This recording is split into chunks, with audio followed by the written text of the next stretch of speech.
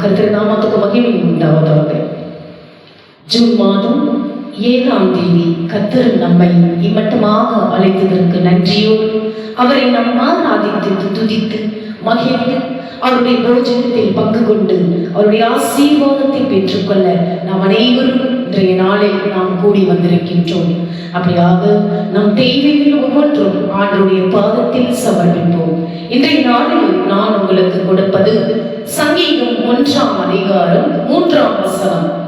அவன் நீர் கால்களின் ஓரமாய் நடப்பட்டு தன் காலத்தில் தன் கனியை தந்து இலையுதிராதிருக்கிற மரத்தை போலிருப்பான்.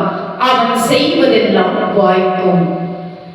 ஆசீர்வதிக்கப்பட்ட மனிதன் வாழ்க்கையின் வறட்சிகள் அல்லது புயல்களில் இருந்து விலக்கு பெறவில்லை.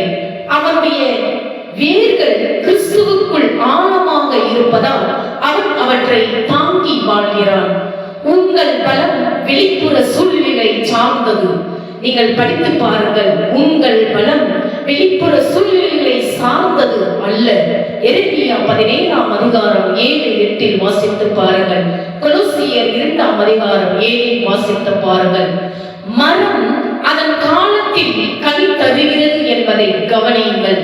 வளர்ச்சிக்கு நேரம் எடுக்கும் வாழ்க்கையின் மறைவான அமைதியான காலங்களில் நீங்கள் உண்மையுடன் நிலைத்திருந்தால் சரியான நேரத்தில் ஒரு அழகான அறுவடை செய்ய தேவன் உறுதி செய்வார்.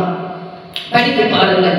கலாத்தியர் 6ஆம் அதிகாரம் 9ஆம் வசனம், பிரசங்கி 3ஆம் அதிகாரம் 11ஆம் வசனம்.